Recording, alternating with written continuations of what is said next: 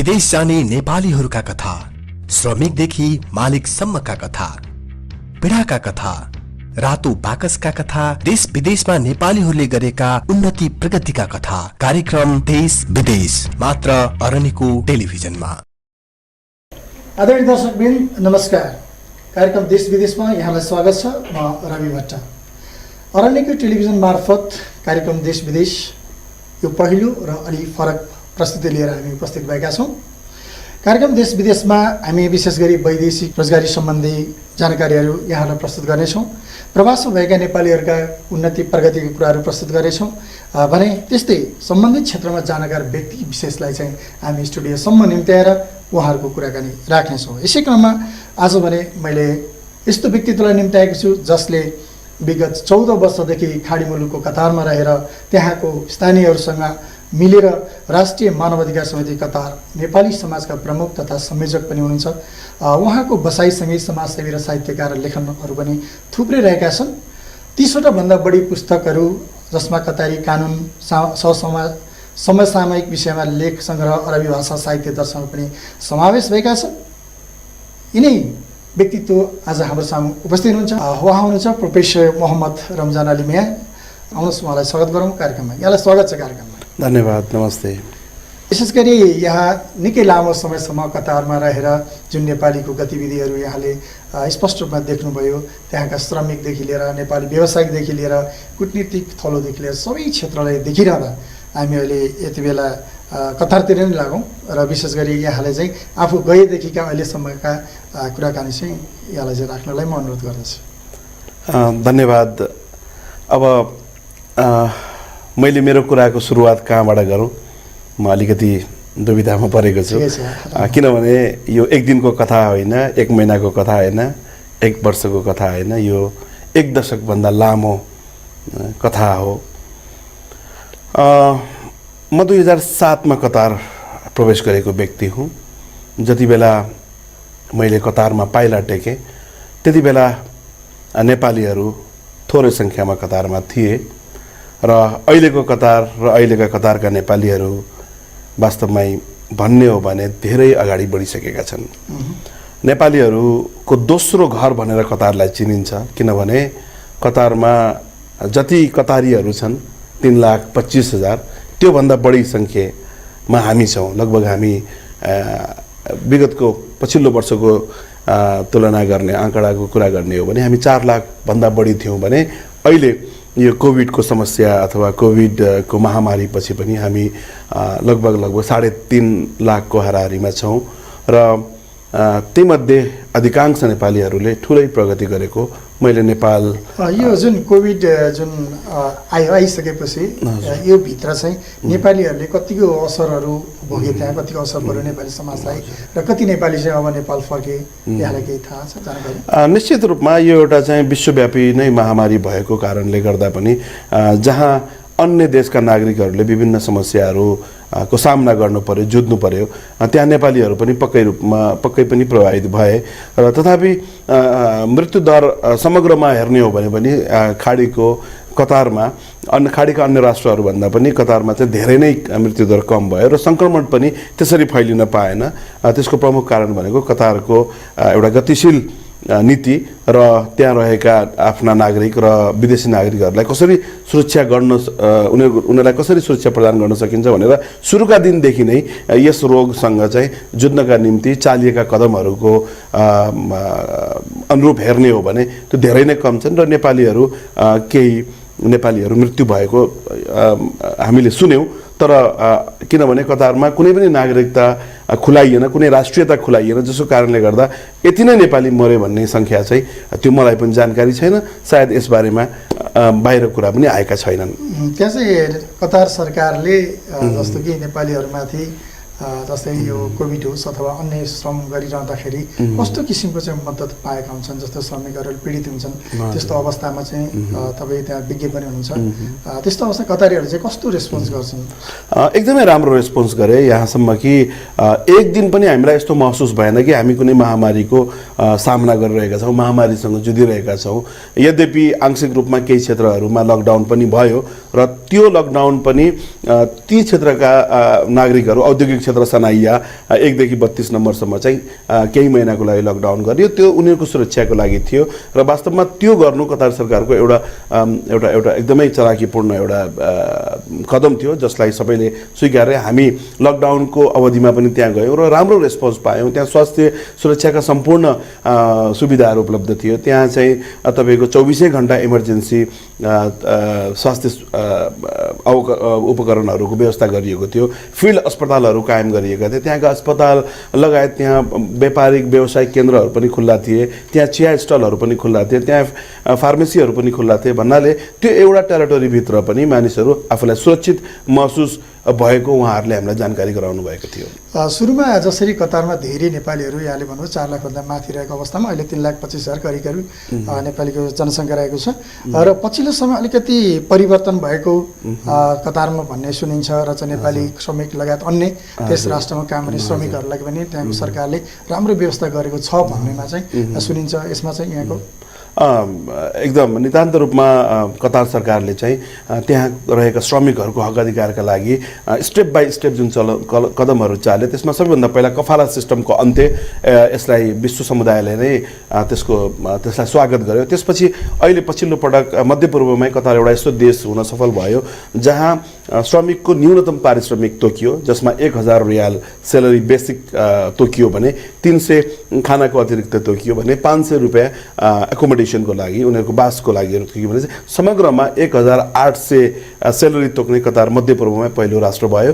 र यसबाट जहाँ हामीले यो हाम्रो मुद्दा थियो कि कमसे कम चाहिँ सेलरी कमसेकम तलबमान ज्याला तोकियोस् भनेर अनावरत रूपमा हामी यसमा लागि परेका थियौँ। हाम्रो नियोग लागि परेको थियो भने अहिले हामी त्यहाँ आएर सफल भएका छौँ र यसबाट सबभन्दा बढी हामीलाई फाइदा हुन्छ। हामी नेपाली समुदाय भन्नाले नेपालको ती नेपालीहरू जो श्रमिक वास्तवमै श्रमिक छन्, जो एकदम तल्लो स्तरका काम गर्छन्, निर्माण क्षेत्रमा लागि परेका छन्, उनीहरूको लागि र हामी सबै नेपालीहरूको लागि एकदमै राम्रो कदम हो। हजुर, जुन कि यो जब स्यालेरी तोकिसकेपछि जस्तै त्यहाँको कुटनीतिहरूले जसरी नेपालको मेन पावरलाई चाहिँ दिने डिमान्ड लेटरहरू स्वीकृतिका कुराहरू छन्, जस्तै अस्ति पनि एउटा विवादमा पर्यो। त्यस्तो किसिमको चाहिँ अलिकति डिमान्ड लेटरमा चाहिँ भएको स्यालेरी र चाहिँ श्रमिकले पाउने स्यालेरीमा के अन्तर अथवा चाहिँ त्यस्तो के छ अहिले चाहिँ? यसको पनि लगभग अन्त्य भइसकेको छ। विगतका दिनहरूलाई हेर्ने हो भने अब हाम्रो समस्याहरू धेरै कम छन्। अब हामीले आफूलाई परिमार्जित गर्नुपर्ने अवस्था आएको छ। जबदेखि कतारले नेपालमा कतार भिजा सेन्टर स्थापना गर्यो, यहीँ हामीले हाम्रो करारमा हामीले दस्तखत गर्न पाउनेछौँ, हाम्रो करार हेर्न पाउनेछौँ। त्यो करारमा जति सेलरी त्यसमा चाहिँ मेन्सन गरिएको हुन्छ, त्यसमा लेखिएको हुन्छ। यदि मलाई चित्त बुझेमा मैले दस्तखत गर्ने हो, यदि मलाई चित्त नबुझेमा भनौँ जस्तै 1,000 सेलरी बेसिक हुनुपर्छ भनेमा 800 लेखिएर आएको अवस्थामा मैले त्यसलाई अस्वीकार गर्नु सक्ने त्यो मलाई छुट छ र मैले गर्न सक्छु भनेपछि त्यहाँ सेलरी जति मेन्सन हुन्छ, यदि म जान इच्छुक छु भने म त्यसमा जान सक्छु। मैले त्यसमा कुनै पनि बाधा हुँदैन। हिजोको दिनमा दोहोरो करार पत्र जुन बोक्ने एउटा चाहिँ सिलसिला चलेको थियो, अब त्यसको अन्त्य हुन्छ जस्तो मलाई लाग्छ। कतार भिजा सेन्टरको जुन व्यवस्थापन छ र जुन नीति उसले अपनाएको छ, यदि यसलाई कडाइका साथ नेपाली राज्य सत्ताले पनि त्यसलाई चाहिँ नियमन गर्ने हो भने अबका दिनमा हामीले विगतमा जस्तो दुःख पाउनु पर्दैन जस्तो लाग्छ मलाई। यहाँ त अरेबिक विज्ञ पनि हुनुहुन्छ र त्यहाँका उच्च पदाधिकारीहरूसँग पनि राम्रो सम्बन्ध छ। तसर्थ यो व्यावसायिक हिसाब किताबले र एउटा पर्यटनको हिसाब किताबले पनि जस्तो कि कतारीहरूलाई चाहिँ नेपालमा एउटा पर्यटनको रूपमा भित्राउन सकिँदैन? एकदम सकिन्छ। यो निरन्तर रूपमा मैले मिडियामा उठाएका विषयहरू हुन्, म लगायत अन्य साथीहरूले पनि उठाउँछन्।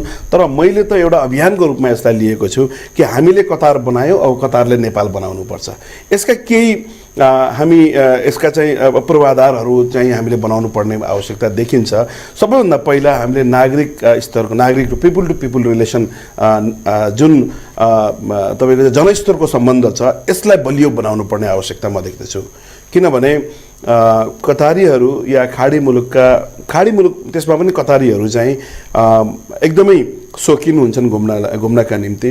वर्षको एकपटक उसले आफ्नो परिवारलाई लिएर घर बाहिर जानै पर्ने हुन्छ 1 महिनाको लागि 2 महिनाको लागि ऊ टुरमा जाने गर्छ यात्रामा जाने गर्छ भने त्यसलाई अथवा ती कतारी नागरिकलाई नेपाल ल्याउनको लागि हाम्रो पर्यटन बोर्ड छ मन्त्रालय छ उहाँहरूले एउटा ठोस एउटा प्याकेजको व्यवस्था गर्नुपर्ने म देख्दछु र नेपालको केही क्षेत्रहरू जो वास्तवमै जसको चाहिँ भौतिक पूर्वाधारहरू एकदमै राम्रा छन् एकदमै उनीहरूको स्ट्यान्डर्ड मिट गर्छन् भने कमसेकम त्यो एउटा प्याकेज बनाएर हामीले ल्याउन सक्यौँ भने हामीले अरबौं डलर भित्र आउन सक्छौँ किनभने जुन देशमा कतारी नागरिकहरू गएका छन् ती देशहरूको तपाईँले अवस्था हेर्ने हो भने अथवा खाडीका नागरिकहरू गएका छन् त्यहाँ उनीहरूले धेरै खर्च गरेको हामी पाउँछौँ हामी एउटा स्यान्डविच र एउटा कोक खाएर नन स्टार होटलमा बस्ने श्रमिक नन स्टार होटलमा बस्ने पर्यटक भित्र्याउने कि एउटा सिङ्गो बाख्रै खाने ल्यान्ड क्रुजरै चढ्ने र तारे होटलमै बस्ने पर्यटन भित्र्याउने यो हाम्रो यो चुज गर्ने विषय हाम्रो हो जस्तो मलाई लाग्छ राज्यले चाहिँ यो दोस्रो जुन एउटा स्टार होटलै प्रयोग गर्ने ल्यान्ड क्रुजरै चढ्ने र एउटा खुलेर चाहिँ घुम्न चाहने पर्यटकलाई हामीले भित्र्याउने भने चाहिँ खाडी क्षेत्रका त्यसमा पनि कतारका चाहिँ पर्यटकहरूलाई हामीले अलिकति हाम्रो भौतिक पूर्वाधार नपुगे जस्तो मलाई लाग्छ अलि सरसफाइ काठमाडौँको नै हामी लिउँ न राजधानीको अवस्था कस्तो छ यसलाई अलिकति सुधार हैन र उनीहरू प्राय राति घुम्न चाहन्छन् हामी कहाँ 7-8 बजे अँध्यारो हुन्छ भने अलिकति यसलाई चाहिँ एक्सटेन्ड गरेर 24 घण्टा खुल्ने बजारहरू को चाहिँ स्थापना जरुरी छ 24 घण्टा रातिको समयमा पनि तपाईको चाहिँ घुम्नका लागि त्यस लाइटहरू चाहिँ पर्याप्त नभएको म भौतिक पूर्वाधारको कुरा गर्दैछु हुँदै मेरो विषय होइन यद्यपि जो कतारीहरू यहाँ नेपाल घुमेर गए उनीहरूले राखेका जिज्ञासाहरू म यहाँ बताउन चाहन्छु अलिकति सुरक्षाको पनि कुराहरू आउँछ कति ठाउँमा उनीहरूलाई नराम्रो अभद्र व्यवहार गरिएको कुराहरू पनि आए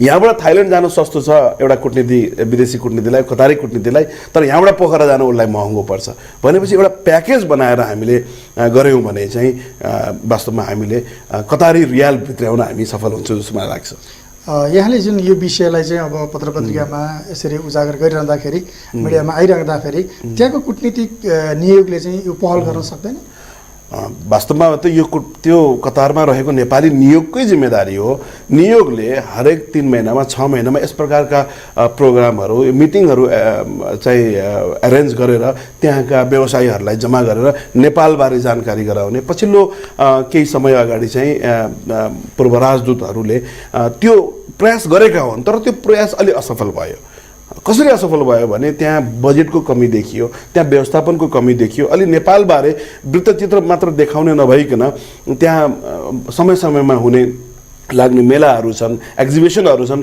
त्यहाँ नेपालको परिचय अलि पुगेन तसर्थ अरबी भाषामा त्यहाँको स्थानीय भाषामा नेपालको परिचय यदि हामीले पस्किन सक्यौं भने उनीहरू नेपालतिर ललायत हुने थिए अलिकति प्रचार प्रसारको पनि कमी देखियो तसर्थ नेपाली नियोगले नेपाल घुम्ने एउटा प्याकेज बनाउनको लागि नेपालको सम्बन्धित निकायलाई यदि ध्यान आकर्षण गराउने हो भने यो कुनै त्यति गाह्रो मलाई लाग्दैन अप्ठ्यारो मलाई लाग्दैन किनकि हाम्रा अन्य देशहरू अन्य एसियाली मुलुकहरूले चाहिँ त्यो गरिरहेका छन् हामीले त्यसैको देखासेखी गरेर नेपाल घुम्ने एउटा प्याकेजको चाहिँ निर्माण गर्न सक्यौं भने कतारीहरू अवश्य पनि नेपाल आउँछन् अलिकति यो नेपाली समाजतिर लागौँ कतारमा चाहिँ धेरै नेपाली सङ्घ संस्थाहरू छन् र अलिकति राजनीति पनि अलिक बढी चल्छ भन्ने चाहिँ अलिकति सुनिन्छ हामीले सुन्ने गर्छौँ र कतिपय सामाजिक सञ्जालमा पनि यस्ता टिका टिप्पणी हुन्छन् यसबारेमा चाहिँ के छ यहाँलाई अलिकति बताइदिनुहोस् न वास्तवमा जब नेपालमा के हलचल मचिन्छ कतारमा सबभन्दा बढी कतार त्यसबाट प्रभावित हुन्छ जस्तो मलाई लाग्छ र कतारमा राजनीति नेपालीहरूले धेरै नै राजनीति गरिरहेका छन् जसको त्यहाँ आवश्यकता छैन जसको त्यो परिकल्पना पनि गरिएको छैन इभन कतारकी निकाय लगायत अन्य संस्था को पनि परिकल्पना गरिएको छैन किनभने कतार आफैले ती सबै कुराहरू व्यवस्थित गरेको छ भने हो हामी नेपाली हौं हामी नेपाली एउटा चाहिँ मनमा अथवा नेपाली समाजमा नेपाली त्यो टेरिटोरी भित्र हामी रमाउन चाहन्छौं त्यो एकदमै हाम्रो लागि आवश्यकता पनि र कतार सरकारले उच्च सम्मान पनि गरेको छ तर पछिल्लो पटक अथवा पछिल्ला दिनहरुमा जुन राजनीतिक गतिविधिहरू भएका छन् जुन झैझगडाहरू हुने गर्दा अहिले नेपालीलाई पनि अलिकति कडी कडाउ गरिएको हामीले महसुस गरेका छौं कुनै कार्यक्रम गर्नु पर्दा यो भन्दा पहिला चाहिँ कुनै प्री एप्रुभल लिनु पर्थेन भने अब अहिले एप्रुभल लिनुपर्ने अवस्था अनुमति लिनुपर्ने अवस्था नेपालीहरू अलिकति त्यो ट्र्याक भन्दा बाहिर गइरहेको हुनाले नेपाली दूतावास लगायत अन्य एनआरएन लगायत अन्य सामाजिक संस्थाहरूले चाहिँ व्यापक रूपमा जनचेतना कार्यक्रमहरू गर्नुपर्ने मैले देख्दछु किनभने जनचेतना हरेकका लागि आवश्यक छ बेसिकली जो नयाँ गएको हुन्छ उसलाई त्यहाँको रहन सहनबारे त्यति जानकारी हुँदैन तसर्थ राजनीतिक गतिविधिलाई छोडेर हामी जुन उद्देश्यका लागि कतार गएका हौँ हाम्रो परिवारको सुनौलो भविष्य को कल्पना गरेर हामी गएका हौँ हामी त्यतातिर केन्द्रित हुनु जरुरी छ राजनीतिक आस्था राख्नु आफैमा एउटा जरुरी पनि छ र मेरो सबैको अधिकार पनि हो त्यसको साथसाथमा त्यहाँको कानुनलाई पालना गर्नु हाम्रो पहिलो दायित्व हुन्छ त्यहाँको कानुनले त्यसलाई छुट दिएको छ कि छैन यसलाई हामीले हेर्नुपर्ने हुन्छ हामीले जुन गतिविधि गरिरहेका छौँ त्यो कतार सरकारको कानुनको बरखिलाफमा गरिरहेका छौँ तसर्थ नेपालीहरू बीच समय समयमा झैझगडा हुने कयौं नेपालीहरू त्यसका कारणले गर्दा पनि कैदी बन्दी गृहमा पुगेको पनि हामीले खबर सुनेका छौँ तसर्थ जुन देशमा हामी बसेका छौँ त्यो देशको कानुन को सिरोपर गर्नु हाम्रो दायित्व हो जस्तो मलाई लाग्छ यो जुन कतारमा राम्रो व्यवसाय गर्ने व्यवसायिकहरू पनि हुनुहुन्छ र उहाँहरूको चाहिँ एउटा एकजुट भएर राजनीतिक एउटा वादी सङ्गठन अथवा यतातिर भन्दा पनि व्यवसायिकहरू चाहिँ एकजुट भएर नेपालमा केही गर्ने एउटा सोच बनाएर नेपालमा नै नेपालीहरूलाई चाहिँ एउटा रोजगार दिने त्यस्तो सोच बनाउनुहुन्न उहाँहरूले यहाँ पनि त्यसमा संलग्न हुनुहुन्छ कि हजुर वास्तवमा यसको आवश्यकता पहिला पनि थियो र विभिन्न कालखण्डमा नेपाली व्यवसाय सङ्घ कतारको स्थापना पनि भएको थियो पछिल्लो पटक हाम्रो एकजना व्यवसायी महेन्द्र चामलागाईज्यूको अध्यक्षतामा नेपाल व्यवसाय सङ्घ कतार स्थापना भएको छ र त्यसले भर्खरै 1 वर्ष आफ्नो स्थापना कालको 1 वर्ष पुरा गरेको छ उहाँहरूले यस्तो कुराहरूलाई चाहिँ प्राथमिकतामा राख्नुपर्छ जस्तो मलाई लाग्दछ र त्यहाँ व्यवसायीहरूको एकजुट युनिटी पनि जरुरी छ हामी नेपाली जहाँ पनि मार खाएका छौँ म कतारको कुरा गर्छु जुन क्षेत्रमा हामीले मार खाएका छौँ अथवा हामी पछाडि हट्नु परेको छ त्यसमा हाम्रै साथीहरू बाधक बनेर आउँछन् त्यहाँ चाहिँ एउटा अस्वस्थ प्रतिस्पर्धा हुने गर्दछ त्यसले गर्दा व्यवसायीहरू अगाडि बढ्न सकेनन् हाम्रो जुन जनसङ्ख्या त्यहाँ छ भनौँ न कतारीको भन्दा बढी जनसङ्ख्या हाम्रो छ 4,50,000 भएको अवस्थामा पनि व्यवसायीहरू बीच एउटा चाहिँ अनहेल्दी जुन कम्पिटिसन थियो त्यसले गर्दा हामीले धेरै नै हामीले नोक्सान बेहोर्नु पर्यो भने आगामी दिनहरूमा चाहिँ व्यवसायीहरू एक प्लेटफर्ममा जम्मा भएका छन् र अरू व्यवसायहरूलाई पनि समेट्नुपर्ने जरुरी छ किनभने त्यहाँ त्यो व्यवसाय सङ्घमा धेरै व्यवसायहरू हालसम्म पनि समाहित हुन सकेका छैनन् नेपाली व्यवसाय सङ्घ कतारको पहिलो दायित्व यही हुन्छ कि कसरी उहाँहरू युनाइट हुने दोस्रो कतारी व्यवसाय अथवा कतारी जुन इन्भेस्टरहरू छन् लगानीकर्तालाई नेपाल लिएर आएर नेपालको सम्भावित क्षेत्रमा चाहिँ उहाँहरूको इन्भेस्टमेन्ट भित्र्याउनु उहाँहरूको जिम्मेवारी हो अहिले जुन पछिल्लो समयमा चाहिँ जस्तै नेपाली महिला कामदारहरू पनि कतारमा उल्लेख्य मात्रामा चाहिँ उल्लेख्य सङ्ख्यामा चाहिँ जानुभएको छ र जुन एउटा कर्निस भनिन्छ त्यहाँ कर्निसमा अथवा त्यस्तो किसिमको एउटा विकृति पनि फैलिएको भन्ने चाहिँ एउटा सामाजिक सञ्जाल प्लस हामीले सुनेका छौँ त्यस्ता कुराहरू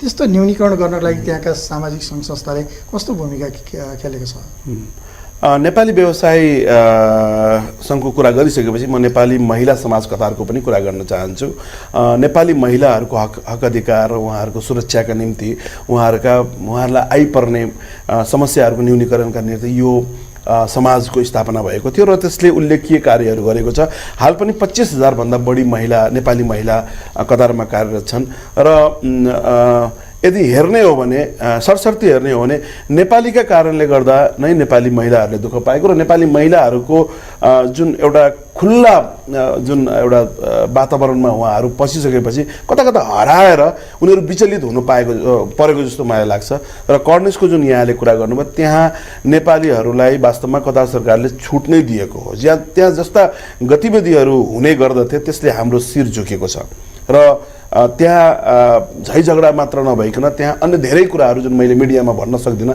त्यस्ता क्रियाकलाप पनि भएर पछिल्लो पटक हामीले त्यसको न्यूनीकरणका लागि कतार सरकारको सम्बन्धित निकायमा गैरआवास नेपाली सङ्घ केही कतारमा रहेका नेपाली अभियन्ता सामाजिक अभियन्ताहरूको प्रयासले अहिले त्यो एकदमै भनौँ न विगतको भन्दा पनि अहिले चाहिँ एकदमै न्यून भएको छ र कन्ट्रोलमा आएको छ र हामीले अब यो कोभिड बीचमा आइपर्यो नभए हामीले त्यहाँ एउटा चाहिँ जनचेतनामूलक कतार सरकारको कम्युनिटी पुलिस सामुदायिक प्रहरीको सहयोगमा र अन्य सुरक्षा निकायको सहयोगमा चाहिँ गैरआवासी नेपाली सङ्घ र कतारमा रहेका नेपाली सङ्घ संस्थाको सहयोगमा चाहिँ त्यहाँ हामीले चाहिँ एउटा व्यापक जनचेतना कार्यक्रम आयोजना गर्ने सोचेका थियौँ र अहिले कतार सरकारले आफै पनि हरेक शुक्रबार त्यहाँ प्रहरी तैनात गरिदिएको हुनाले अहिले चाहिँ अलिकति कम भएको छ। त्यहाँका जस्तो कि अलिकति कोही श्रमिकहरू केही पीडित होलान्, कोही कम्पनीले चाहिँ स्यालेरी नदिएका त्यस्ता कुराहरू होलान्। त्यस्ता कुराहरूको लागि चाहिँ सम्बन्धित कूटनीतिक नियोगसम्म पुग्नको लागि श्रमिकहरूलाई कतिको कठिनाइ छ, अथवा चाहिँ कूटनीतिक नियोगले श्रमिकहरूलाई हेरेको छ, अथवा कस्तो छ त्यहाँको वातावरण चाहिँ? अलिकति यो विषयमा कुरा गर्ने हो भने एक त हामीमा जनचेतनाको कमी छ। हामीलाई समस्या पऱ्यो भने हामी कहाँ जाने, यो बारेमा हाम्रा श्रमिकहरू अनभिज्ञ रहेका छन्। कतारको भूमिको कुरा गर्नुहोस् या परदेशी भूमिको कुरा गर्ने हो भने सबभन्दा पहिला त नेपाली नियोग नै हो हाम्रो अभिभावक। कुनै पनि समस्या परेको खण्डमा हामीले सबभन्दा पहिला 1 नम्बरमा नियोगलाई सम्झिनुपर्छ। र कतारमा त यति सजिलो छ कि नियोगको बारेमा यदि कसैलाई जानकारी छैन भने त्यहाँ रहेको राष्ट्रिय मानवाधिकार समिति छ, अथवा तपाईँलाई कुनै समस्या पऱ्यो भने तपाईँले 999 मा कल गरेर तपाईँले प्रहरीको सुरक्षा निकायको सहयोग लिन सक्नुहुन्छ। सनाइयामा रहेको लेबर डिपार्टमेन्ट जुन श्रम विभाग छ त्यसको सहयोग लिनुहुन्छ। कर्निसमा रहेको अल हुदा टावरको पहिलो तल्लामा रहेको हैन मन्त्रालयको चाहिँ त्यो लेबर डिस्प्युट कमिटीमा तपाईँले चाहिँ अलखोरमा जुन श्रम विभाग छ हैन, जसलाई चाहिँ नेपालीहरूले लेबर कोड भन्ने गर्दछन्, ती निकाय छ। ILO को अफिस छ त्यहाँ सनै तपाईँको कर्नेसमै छ। यसै गरी तपाईँको चाहिँ कम्युनिटी पुलिस छ, 999 मा कल गरेर तपाईँले कम्युनिटी पुलिसको सहयोग लिन सक्नुहुन्छ। लगायत धेरै संस्थाहरू अहिले चाहिँ कतार सरकारले विभिन्न निकायहरू खडा गरेको छ श्रमिकको समस्या समाधानका लागि। र म तपाईँको यो बहुचर्चित कार्यक्रम होस् भन्ने सफलताका साथ यसै कार्यक्रम मार्फत म सम्पूर्ण अब कतार जाने सोच बनाएका नेपाली दाजुभाइ दिदीबहिनीहरूलाई के भन्न चाहन्छु भने कतार जानुभन्दा पहिला अथवा कुनै पनि विदेशी भूमि टेक्नुभन्दा पहिला त्यहाँको कानुनको बारेमा हल्का केही मैले भने एकदम न्यूनतम जानकारी लिएर जानु होला। र समस्या परेको खण्डमा मैले कहाँ सम्पर्क गर्ने, नेपालको पनि ठेगाना लिएर जानु होला, सम्पर्क नम्बर लिएर जानु होला। कतारमा रहेको अथवा चाहिँ अन्य देशका चाहिँ नेपाली नियोगको नम्बर लिएर जानुभयो भने तपाईँहरू अथवा जो कोही पनि समस्या भोग्नु पर्दैन। र कतारमा त यति सजिलो छ, गैरआवासीय नेपाली सङ्घ त्यहाँ छ। गैरआवासीय नेपाली सङ्घले विगतको भन्दा अहिले चाहिँ श्रमिकका समस्याहरू न्यूनीकरणको लागि उल्लेख्य भूमिका निर्वाह गरेको छ। नियोगको सपोर्ट छ, सहयोग छ, नियोग क्रियाशील छ, राष्ट्रिय मानवाधिकार छ, यसै गरी कतार प्रहरीको मानवाधिकार विभाग छ। यी विभागहरूमा चाहिँ तपाईँले आफ्नो समस्या, आफ्नो गुनासो, आफ्नो जिज्ञासाहरू तपाईँले चाहिँ लिएर जानुभयो भने मलाई लाग्दैन कि तपाईँ निराश भएर फर्किनुपर्छ। यहाँ एउटा समाजसेवी मात्रै नभएर एउटा साहित्यकार पनि हुनुहुन्छ, लेखक पनि हुनुहुन्छ। र के छ अहिले तत्कालको लागि चाहिँ केही लेखन केही छ यहाँको? धन्यवाद। वास्तवमा मैले चाहिँ हरेक वर्ष एउटा पुस्तक निकाल्न पाऊँ भन्ने मेरो चाहना पनि छ। र अब चाँडै नै कतारमा रहेका नेपालीहरूको इतिहास बचाउनको निम्ति अर्को एउटा ऐतिहासिक दस्तावेज मैले देखेको कतार नामक पुस्तक प्रकाशनको तयारीमा रहेको छ, जसमा कतारमा कतारी भूमि टेकेका ती पौरखी हातहरू, ती पाइलाहरू जसले कतार निर्माणमा अतुलनीय योगदान दिए र कतारको निर्माणको साथसाथमा वर्तमान त्यति बेला नेपालमा रहेको अवस्था न्यूनीकरणका निम्ति उल्लेख्य भूमिका निर्वाह गरे। उनीहरूको कथा व्यथा समेटेर र कतारको परिचयसहित नेपाललाई पनि, नेपाली भूमिलाई पनि सम्झिँदै त्यो पुस्तकको प्रकाशनमा म लागेको छु। र मलाई लाग्छ यो पुस्तक हामी नेपालीहरूको इतिहास बचाउनको निम्ति अर्को एउटा प्रमुख अथवा एउटा चाहिँ भनौँ न दस्तावेज साबित हुनेछ। यहाँले यति लेखिरहँदा जस्तै कतारको एउटा इतिहास नै छ, त्यहाँ नेपालीहरूको चाहिँ वृत्तान्त खुलाउनु भएको छ भने, र जसरी एउटा नेपाली हातहरूले त्यहाँका बिल्डिङहरू बने, स्टेडियमहरू बने, र त्यहाँका कतारीहरूले नेपालीहरू पौरखी छन्, एकदम स्ट्रगल गर्छन् भन्ने बुझिरहँदाखेरि र ती कतारीहरूलाई यहाँको सोचमा उनीहरूलाई व्यवसायको लागि अलिकति नेपालमा पनि यस्तो गर्न आए हुन्थ्यो भन्ने यहाँको व्यक्तिगत, यहाँ किनकि अहिले राष्ट्रिय मानवाधिकार समितिमा पनि भएको नाताले यहाँले उनीहरूसँग कुराकानी गर्दाखेरि उनीहरू व्यवसाय गर्नको लागि कतिको अलिकति आतुर छन् नेपालको लागि भन्ने यहाँलाई जानकारी केही छ? एकदमै विभिन्न एक्जिबिसनहरूमा म सहभागी हुने गर्दछु, नेपाली साथीहरू सहभागी हुने गर्दछन् र म नेपालको कुरा राखिहाल्छु। 1 नम्बरमै म नेपालको कुरा राख्ने गर्दछु। र उहाँहरूले के भन्नुभयो भने हामीले हाम्रो प्रतिनिधि नेपाल पठायौँ, नेपालको नियम नीति अलिकति ऐन चाहिँ अलिक जटिल छ, लामो लिङ्गरिङ प्रोसेस छ। हामी नेपालको विभिन्न नेपालको जलविद्युतमा, नेपालको ऊर्जाको क्षेत्रमा, नेपालको चाहिँ पर्यटनको क्षेत्रमा हामी लगानी गर्न चाहन्छौँ भनेर विभिन्न कालखण्डमा कतारीहरू आए, कतारी व्यवसायीहरू आए, कतारी उच्च अधिकारीहरू पनि आए। म सबैको यहाँ नाम लिन सक्दिनँ। उनीहरूले गएर चाहिँ आफ्नो निकायलाई जुन उहाँहरूले जानकारी गराउनु भएको नेपालमा लगानी अलिकति गाह्रो छ, कानुन र ऐन बाधक छ। एउटा कामको लागि लामो समयसम्म लाग्ने, एउटा एप्रुभलको लागि कयौँ निकायहरू घुम्नुपर्ने, चक्कर लगाउनु पर्ने, उहाँहरूको शब्दमा भन्नुपर्दा उहाँहरूको गुनासो रहेको छ। तसर्थ म यो हजुरको कार्यक्रम मार्फत के भन्न चाहन्छु म मेरो राज्यलाई भने, हाम्रो राज्यलाई भने कमसेकम यी विदेशीहरूलाई फेसिलिटेट गर्नुपर्दछ। जसरी हामी नजिकका केही राष्ट्रहरू छ, फिलिपिन्स छ होइन, एकपटक फिलिपिन्स गएपछि र त्यहाँ केही लगानी गरेपछि उसले चाहिँ अनअराइभल भिजा पाउँछ, उसले 1 वर्षको लागि चाहिँ ऊ जति बेला पनि त्यो देश आउन पाउँछ, जान पाउँछ होइन। र यसै गरी त्यहाँको उसले सिटिजनसिप केही समयको लागि एउटा चाहिँ तपाईँको चाहिँ पर्मानेन्ट नभइकन एउटा एउटा एउटा एउटा रूपमा त्यहाँ उसले त्यहाँ अपरोत्व महसुस गर्न पाउँछ, त्यो बोध गर्न पाउँछ। त्यस प्रकारको चाहिँ यी खाडीका र कता जो जसले चाहिँ एउटा विश्व परिवर्तन गर्नमा ठुलो भूमिका निर्वाह गरेका छन्। कतारको ग्यासको कुरा गरौँ कि म कतार एयरवेजको कुरा गरौँ कि म कतार फाउन्डेसनको गाथा यहाँलाई सुनाऊँ कि होइन, म कतारको हमद हस्पिटलको कुरा गरौँ, म कतारको बारेमा व्याख्या गर्न चाहन्न। कमसेकम हाम्रो जुन योजना बनाउने जुन आयोग छ, राष्ट्रिय योजना आयोग छ, नेसनल प्लानिङ कमिसन, त्यसले चाहिँ कमसेकम कतारी इन्भेस्टरलाई कसरी नेपाल ल्याउन सकिन्छ भन्ने एउटा खोज र अनुसन्धान गर्नुपर्ने मैले महसुस गर्दछु। यदि हामीले कतारी इन्भेस्टरहरूलाई, कतारी डायरलाई ल्याउन सक्यौँ होइन, कतारी डायर भनेको चाहिँ धेरै देशहरूमा चाहिँ आफ्नो लगानी लगाउन सक्षम, कतारीहरूको भनौँ न सम्पत्तिलाई चाहिँ सुरक्षित गर्न सक्षम एउटा संस्था हो। यसै गरी तपाईँको चाहिँ हेथ्रोमा समेत लगानी गरेको कतार इन्भेस्टमेन्ट अथोरिटी छ होइन, QIA छ। QIA-लाई कसरी नेपाल ल्याउन सकिन्छ भन्ने एउटा बहसको विषय बन्न सक्छ। हाम्रा बिग हाउसेसहरू कसरी कतार जाने होइन, कतारको नियोग यहाँ छ, त्यो नियोगको कत्रो भूमिका हुनुपर्ने, त्यो नियोगमा कति भनौँ न हाम्रो उत्सुकता हुनुपर्ने। हामी त्यतातिर गएनौँ, हामी जहिले पनि लेबर सेन्डिङ र लेबर रिसिभिङमै रह्यौँ। कूटनीतिक अलिकति अब हामी यो लेबर कूटनीतिभन्दा, लेबर डिप्लोमेसीभन्दा माथि उठ्नुपर्ने आवश्यकता म महसुस गर्दछु। हुन्छ, हामी कार्यक्रमको अन्त्यतिर आइसकेका छौँ। फेरि पनि यहाँको कुराकानी र समयको लागि धेरै धेरै धन्यवाद दिन चाहन्छु। धन्यवाद। आदरणीय दर्शकवृन्द, हामी कार्यक्रम देश विदेशमा रहेका छौँ र विशेष गरी हामीले प्रवासमा रहेर प्रगति उन्नति गर्नुभएका र त्यस्तै पीडितहरूको आवाजहरू पनि हामी कहिलेकाहीँ लिएर उपस्थित हुनेछौँ। आउँदो साता यसै समयमा हेर्दै गर्नुहोला अरण्यको टेलिभिजन। आजलाई भने कार्यक्रमबाट म बिदा हुन्छु। नमस्कार। विदेश जाने नेपालीहरूका कथा, श्रमिकदेखि मालिकसम्मका कथा, पीडाका कथा, रातो बाकसका कथा, देश विदेशमा नेपालीहरूले गरेका उन्नति प्रगतिका कथा। कार्यक्रम देश विदेश मात्र अरण्यको टेलिभिजनमा।